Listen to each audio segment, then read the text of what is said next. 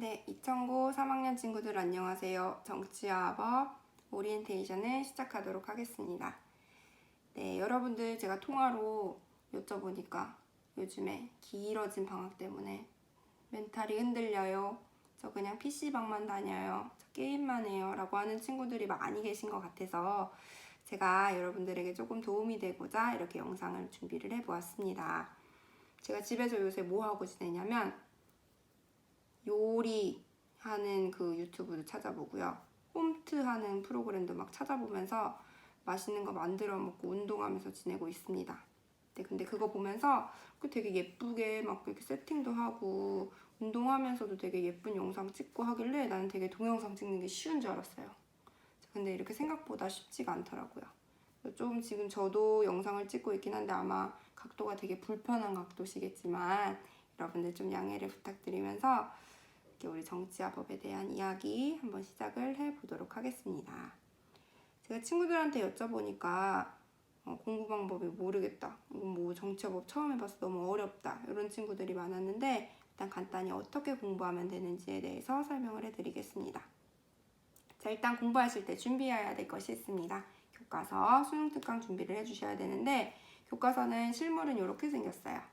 여러분들은 아직 못 받아보셨죠? 제가 교실에다 다 세팅을 해놨고 이제 이거는 계약하자마자 이제 받아보실 수 있는 그런 책이고 일단 집에 계시는 동안에는 그 우리 공부방에 업로드 되어 있는 디지털 교과서 사용을 해주시면 되겠습니다. 자, 그 다음 수능특강 많이 구입들 하셨다고 하시더라고요. 이렇게 생겼습니다. 이렇게 생긴 수능특강도 선생님이랑 이론 공부하다가 나 문제까지 좀 풀어보고 싶은데 라고 하시는 분들은 수능특강까지 좀 준비를 해주시면 되겠습니다. 자, 그 다음에 중요한 게 뭐냐면요. 여기 있는 것들, 형광펜 뭐 등등등의 것들인데 요거는 제가 공부했던 책 보여드리면서 이야기를 하는 게 좀 더 좋을 것 같아요. 자, 이건 제가 최근에 이제 임용고시 준비할 때 썼었던 교재인데 어떻게 공부했는지 좀 보여드릴게요. 자, 여기 보시면 뭐 여러 가지 펜이 좀 많이 나와 있는데 제일 특징적인 게 이런 형광펜일 거예요. 형광펜도 몇 가지 색 썼죠? 그렇죠. 이렇게 한 3가지 정도 사용을 했는데 일단 이렇게 친구들 많이 사용하는 이 색깔로는요. 진짜 핵심 개념들에다 이렇게 핏줄을 쳤어요. 이렇게 요거 기본 색깔로는. 그 다음에 초록 색깔, 보라 색깔도 사용을 했었는데 이게 어떤 의미인지 좀 설명을 드릴게요.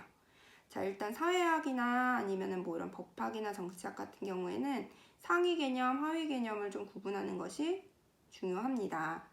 예를 들어서 죄형법정주의라는 상위 개념 안에 죄형법정주의의 파생 원칙, 관습형법 금지의 원칙, 명확성의 원칙, 유추해석 금지의 원칙, 형벌 불소급의 원칙, 적정성의 원칙이 있습니다.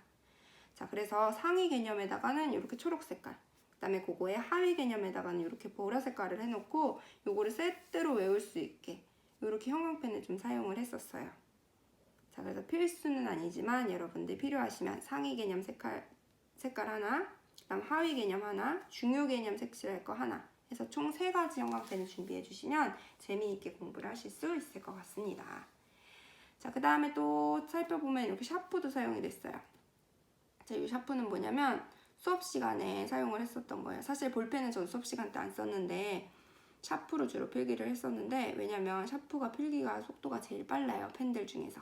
자, 그래서 빨리 선생님이 말씀하시는 거 하나도 놓치지 않기 위해서 이렇게 샤프로 필기를 했습니다. 그리고 집에 와서 첫 번째 공부할 때는요. 파란 색깔로 밑줄을 쳤어요. 웬만한 거 중요한 거에 다 치고 그 다음에 진짜 다시 생각하니까 좀 더 중요한 거 있는 것 같아. 놓친 게 있는 것 같아. 그럼 빨간 색깔로 좀 표시도 했어요. 그 다음에 이제는 외울 때가 됐다. 라스트로 외워야 될 때 또 빨간색으로 이렇게 표시를 해가면서 공부를 했습니다. 여러 번 책을 봤다는 뜻이죠. 자, 이것처럼 여러분들 여러 번 공부하는 거 표시하시기 위해서 이렇게 여러 가지 색깔펜도 준비를 해주시면 되겠습니다. 자, 그리고 여러분들 아시는 분은 아시겠지만 저는 밑줄 칠 때 자를 사용을 합니다. 왜냐면 삐뚤어져 있으면 마음이 조금 불편하기 때문에 그런 걸 방지하기 위해서 이렇게 자를 사용을 했으니 여러분들도 필요하시면 이렇게 자를 준비하셔서 같이 이렇게 밑줄 쳐주시면 되는데 아마 학교에서 진도 나갈 땐 제가 빠르게 나갈 거기 때문에 이렇게 자로 칠 시간도 없을 거예요. 그럴 땐 연필로 치시고 집에 가셔서 이렇게 자로 이렇게 편안한 마음으로 그어주시면 되겠습니다. 그래서 여기까지 설명을 드렸고 하나 더 드릴 게 있네요. 자까지 설명을 드렸는데 하나 빼먹은 게 포스트잇이에요. 포스트잇도 되게 좋아하는데 선생님이 설명해 준 거는 이렇게 큰 종이 이렇게 정리되어 있는 건 이런 데다 썼고요. 그 다음에 내가 공부하다 궁금한 게 생기면 이렇게 조그만 거에다 적었어요. 조그만 데다 적어서 선생님한테 이거 물어보고 체크하고 이런 용도로 사용을 했거든요. 그래서 이렇게 앞장에다 이렇게 붙여놓기도 했고, 아니면은 이렇게 책에다 질문할 거, 요 해당 내용 부분에다 이렇게 붙여놓기도 했습니다. 그래서 사이즈 여러 가지 준비를 하셔서 여러분들 필요하신 대로 사용을 좀 해주시면 되게 적적하잖아요, 공부할 때. 근데 예를 들어 이런 재미를 주면은 또 공부하는 게 즐거워지더라고요. 그래서 이런 것도 좀 참고를 해주시고, 요거는 이제 차치하더라도 요건 좀 중요한 것 같아요. 이렇게 보이시나요? 요 플래그? 플래그라고 불리는 포스트잇인데 자주 봐야 되는 거 혹은 내가 자꾸 까먹는 것들, 이런 것들을 이렇게 표시를 해놨어요. 예를 들어서 헌법 개정 순서 뭐였지? 라고 하면 이렇게 개정 이렇게 써놓은 거를 바로 열어볼 수 있게 이렇게 이런 것들도 사용을 해주시면 좋겠습니다. 자, 그래서 필요한 것들 말씀을 드렸고, 마지막 필요한 준비물 하나, A4 용지입니다. 이제 노트에다 필기하시는 분들도 있는데 노트에다가 하면 왠지 줄 맞춰야 될 것 같고 마음이 또 불편해요. 그래서 빠르게 필기할 수 있게 A4 용지, 막 쓰고 그냥 찢어버릴 수 있게 A4 용지, 이면지 같은 거 준비를 해주시면 좋겠습니다. 자, 여기까지가 준비물에 대한 내용이었고, 두 번째, 이런 공부를 어떻게 해야 되는지 좀 설명을 해드리겠습니다.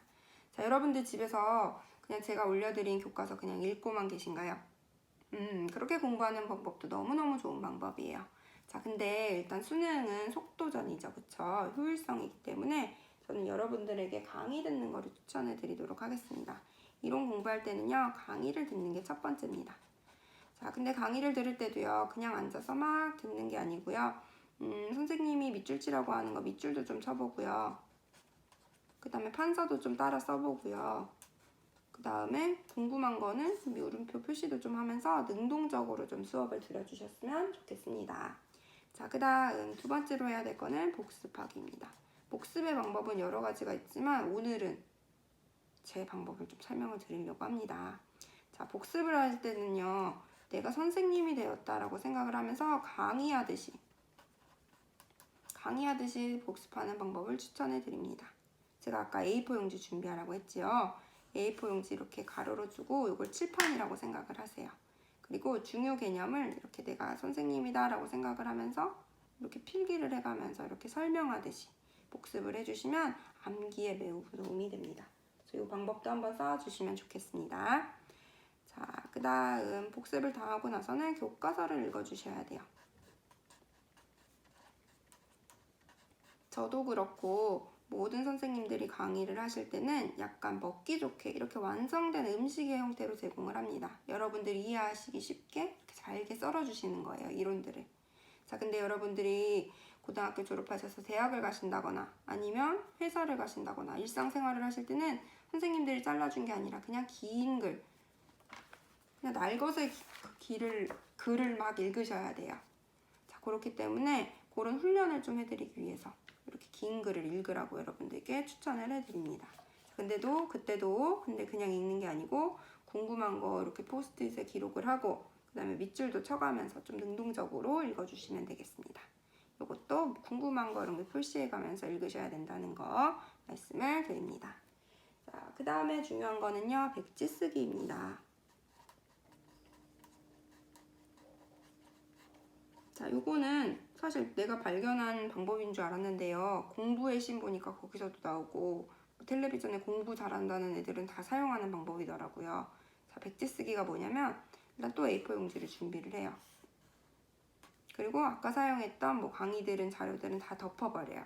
그리고 백지 하나만 남겨놓고 오늘 배웠던 중요 주제만 이렇게 써놓는 거예요. 그리고 그거에 해당하는 내용들을 내가 그냥 암기한 대로 쭉쭉 쓰는 거예요. 자, 근데 요거 한 번 공부한다고 다 써질까요? 그렇죠. 그러면은 당연히 써지진 않을 거예요. 그렇지만 여러 번 반복을 하면 이게 익숙해지면 되게 기억하는 데 도움이 될 거예요. 그래서 여러분들이 백지 하나 준비하셔서 아는 내용 이렇게 쭉쭉 쓰는 연습을 하셔야 되는데 요거 되게요, 괴로울 거거든요. 저도 많이 해봤는데 이거 되게 괴로워요. 아, 내가 진짜 머리가 안 좋은가? 왜 이렇게 기억을 하나도 못하지? 라고 하면서 되게 자괴감에 빠지는 순간이 올 거야. 근데 그럼에도 불구하고 이걸 해야 되는 이유는 뭐냐면 우리가 이제 수능 문제를 풀 거 아니에요. 뭐 1번 뭐에 대해서 고르세요. 맞는 것을 고르세요. 1번, 2번 이렇게 선택지 되어 있는 걸 골라야 되는데 이렇게 여기까지는 머리에 집어넣는 거예요. 여기까지는 이렇게 집어넣는 건데 이제 요거는 뭐야? 요거는 이제 꺼내는 거예요. 인출하는 작업이에요.